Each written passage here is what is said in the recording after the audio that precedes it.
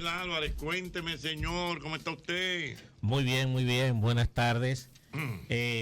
Oye, antes de pasar al tema mío hoy, primero decir, recuerden la gente que el 28 de mayo vamos para Chao. Ay, sí. Ya nos vemos. Con el trío Lo Bueno Queda, a son de madre. Así es que pues, empiezan a comprar su boleta con tiempo para que después no digan que sí, que se quedaron, etcétera, etcétera.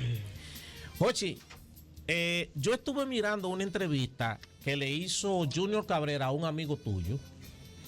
Se llama Américo Mejía Lama. Ah, no, son estrellas.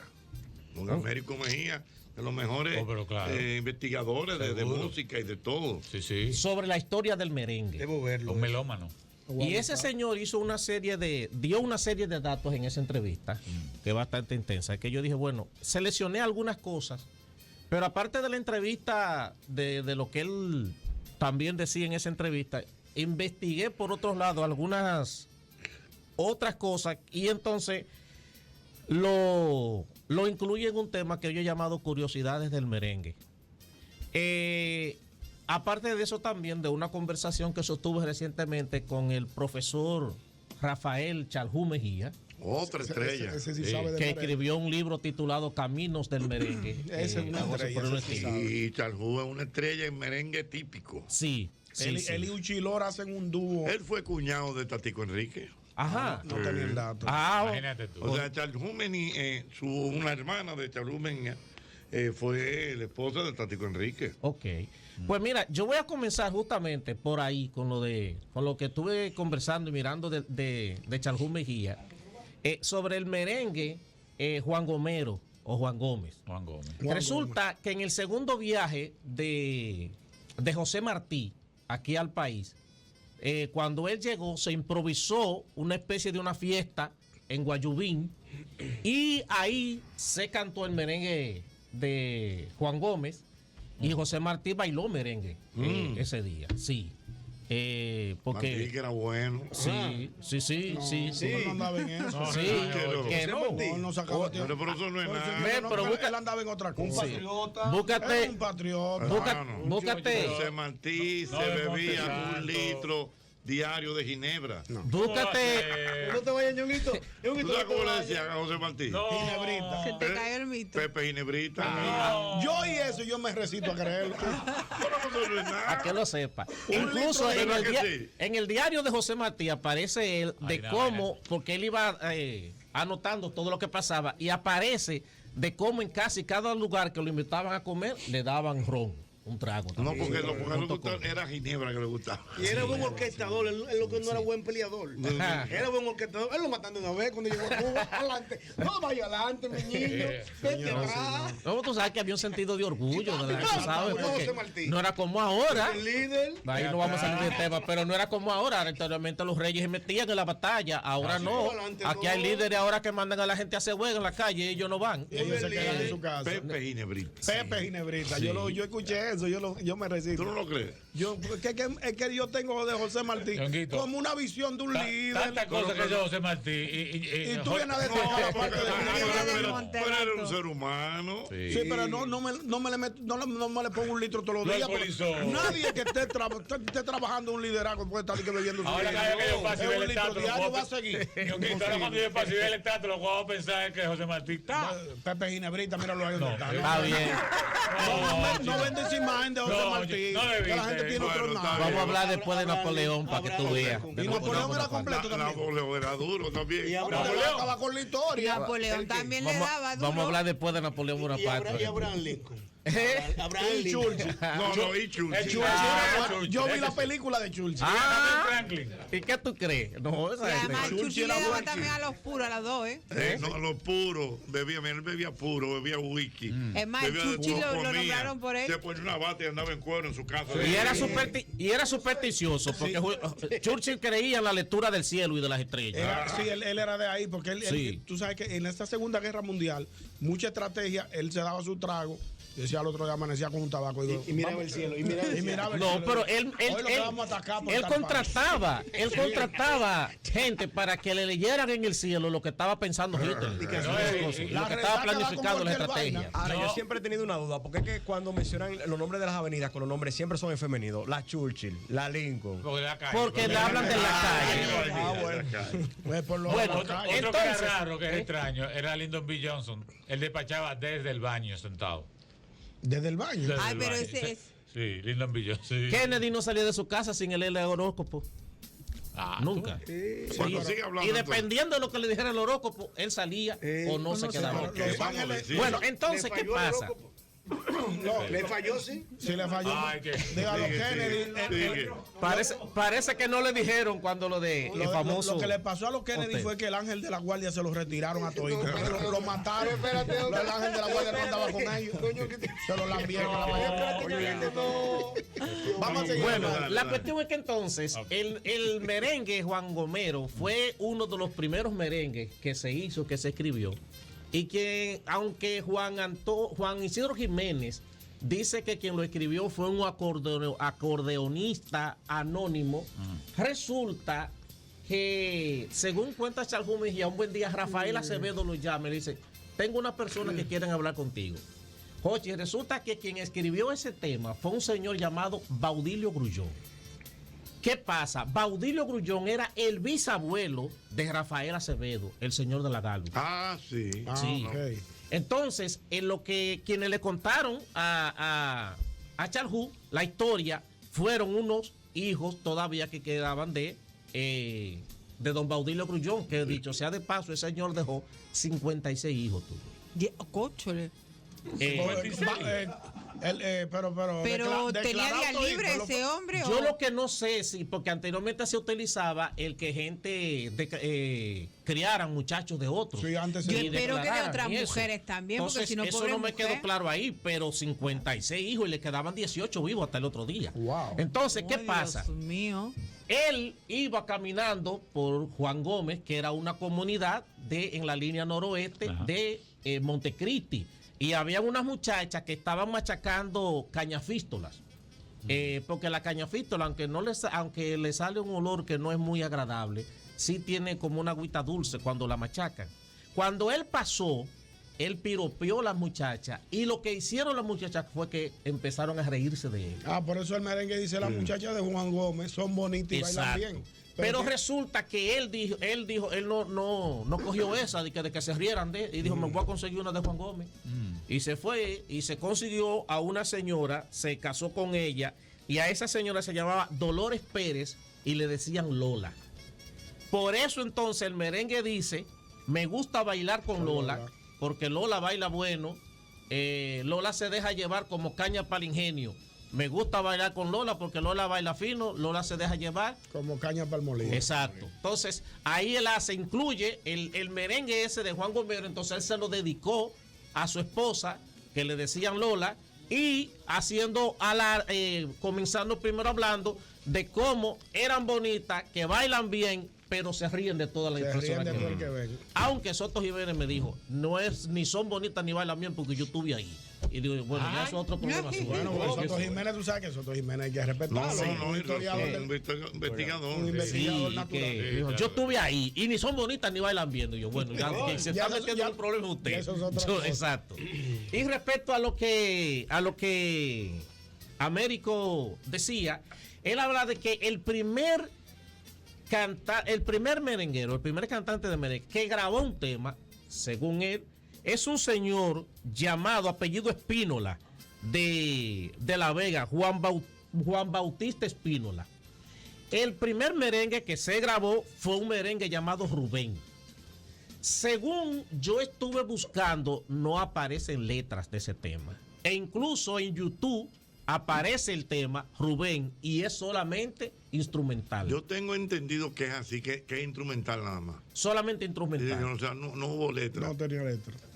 Sí. Pero él lo grabó sin guira ni tambora. ¿Cómo? Exacto. Bueno, era merengue entonces. No, porque si tú escuchas la base rítmica, la base rítmica es sí. merengue. Lo que pasa es que después que se le integra la guira y la tambora al merengue, eso cogió un swing.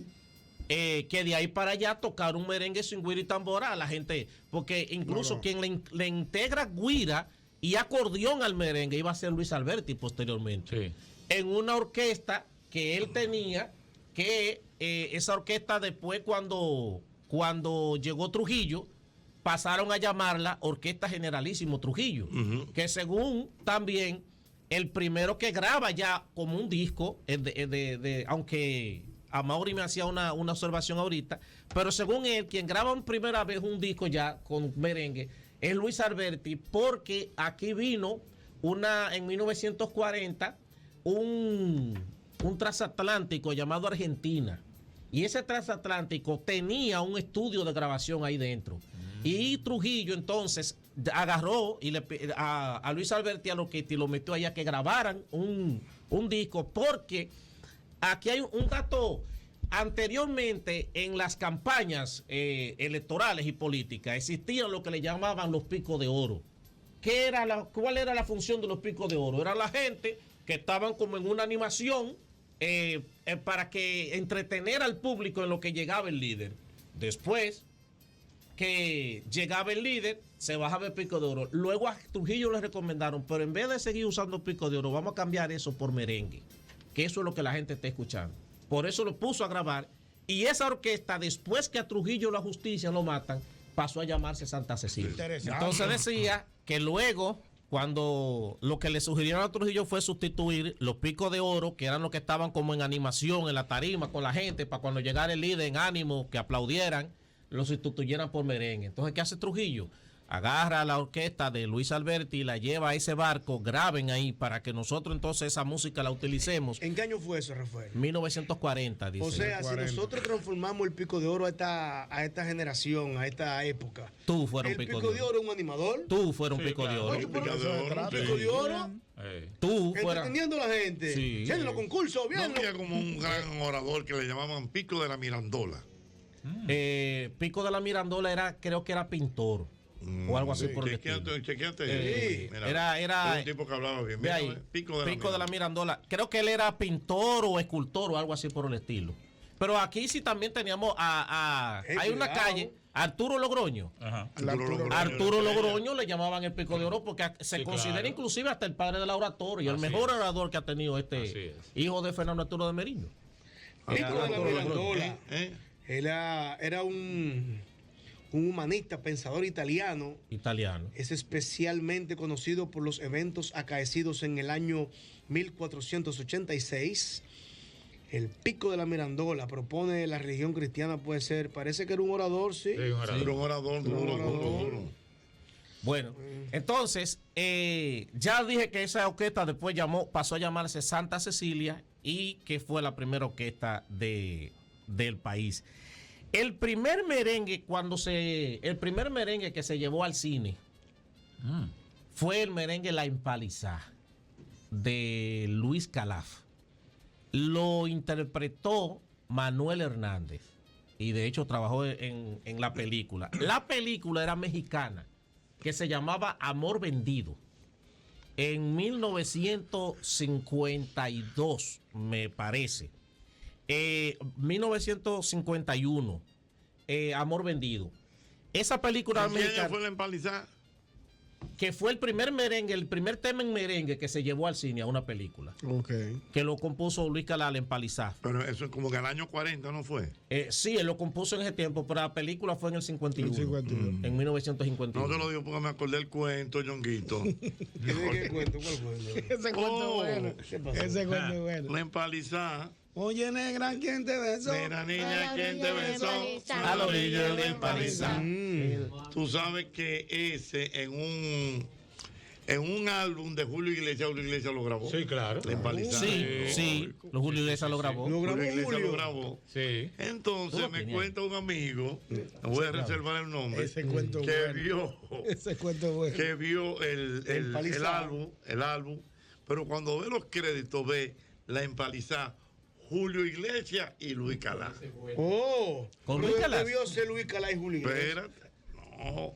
Julio Iglesias y Luis Calá. No, porque pero déjame hablar. Tiene que ver la jerarquía. Pero espérate, déjame hablar. El tipo ve. Dice, coño, se está en una actividad y el maestro Luis Calá estaba ahí, se estaba bebiendo su trago, le gustaba. Y el tipo, pero maestro, ¿usted me puede explicar esto? ¿Por qué te le empalizar? Y dice Julio Iglesias y Luis Calá. Y él callado ahí. Oye, pero maestro, tú tienes que explicarme porque yo sé que la empaliza es suya. Claro. Usted sabe que esa es composición suya. Esa es composición suya. ¿Y cómo que dice Julio Iglesias ahí? Estamos hablando de casi 50 años después. Sí, claro. Y Calá, y Dios mío, qué batalla. No, maestro, usted dice, coño. Dice, oye, ahí me dieron $50,000. Se la puede coger. Después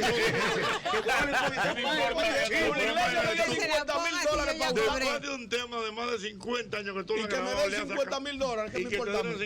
Júntate la empalizada. Que esa gente hacen eso. $50,000 en ese tiempo. No, en ese tiempo no. No hace mucho, o sea, antes de morir. Pero lo que te quiero decir, o sea, pero me dieron $50,000.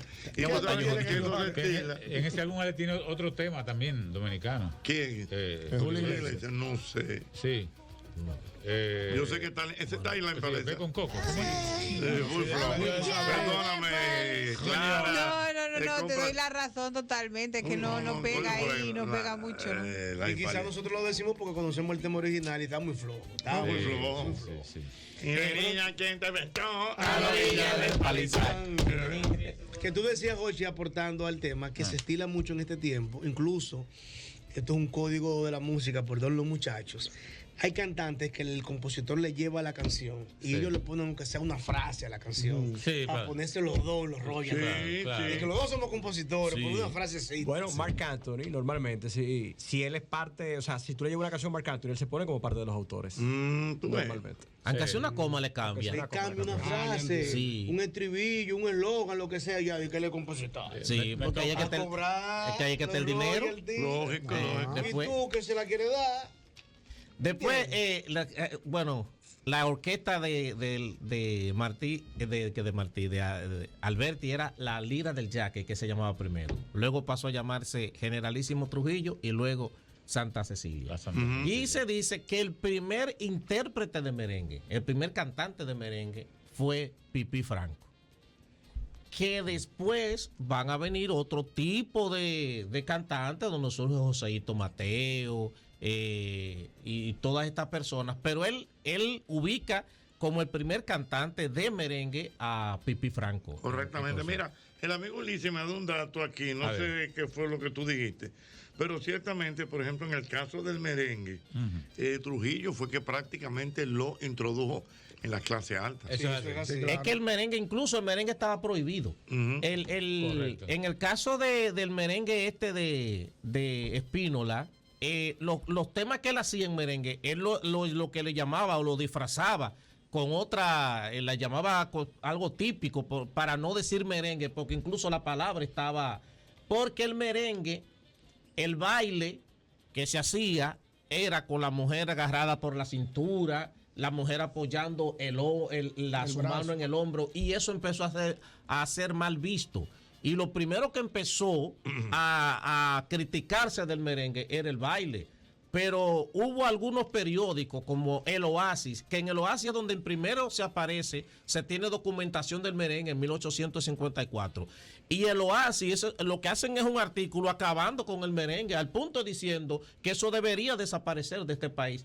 Que por eso yo he dicho, y me he buscado problemas por esto, pero lo digo bien claro, el dembow está agotando el mismo proceso que expurgó el merengue y luego la bachata. Y la bachata. Que fue primero el rechazo de las élites, porque todos esos ritmos son ritmos que han venido de abajo, de la clase empobrecida. No son ritmos que han surgido dentro de la élite o dentro de que llaman la alta cultura. Cierto. Entonces, lo que fue primero el merengue fue totalmente rechazado por esa élite, para nada querían saber de eso, porque lo que se escuchaba era el danzón español, etcétera, y estas cosas de gusto refinado. Entonces, aceptar un ritmo que viniera de esa clase, eso era difícil.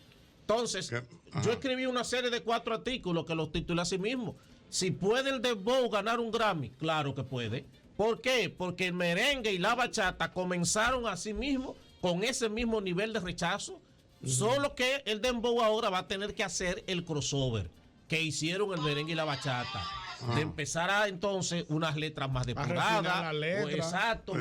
Pero Rosa La Para hizo un tema de lo que te propone, tú lo puedes. Ese tema yo escucho que lo ponen en muchísimos lugares, en talleres del Ministerio de Educación y todas esas cosas. Entonces, la medida que expurgan esa parte. Y es motivacional. Hay un problema generacional también, Rafael. Hay un problema generacional también. Es que siempre va a haber un problema. Lo que pasa es que los muchachos yo los amo, a todos los muchachos que hacen música urbana, los amo y los respeto, pero esa bachata, ese merengue que surgió de lo más bajo, se encontró con un público que tenía cierto grado intelectual o cierto grado académico que podía entender entonces la música que progresó. En el caso del dembow, cuando tú haces con un muchacho del dembow, cambia la letra, pierde el fanático. Está demostrado. Porque el fanático que consume el dembow de manera religiosa no tiene la capacidad quizá para consumir otro tipo de música. Bueno, también eso que tú dices es cierto, pero lo que te quiero decir es que yo creo que Mozart La Para hizo por lo menos esos 2 temas. Eso es una excepción. E incluso hasta salió en una actividad en el que ella cantando con Juan Luis Guerra. Es una excepción. Esa ha sido una de las excepciones que yo creo que en algún momento quizás vayan a tener que seguir emulando eso. ¿Tú sabes cuánto disco ha tirado Mozart después de eso? ¿Tú sabes cuánto disco ha tirado Mozart después de eso? Buenos. Sí. Discos buenos y sociales. Sí. No están en eso los muchachos. Tenemos que revisarnos. A eso iba. Ahí hay un problema social también de por medio. Con relación a lo que tú dices del dembow y haciendo la comparación con cuando surgió el merengue, que era de clase baja y eso. Y la bachata también.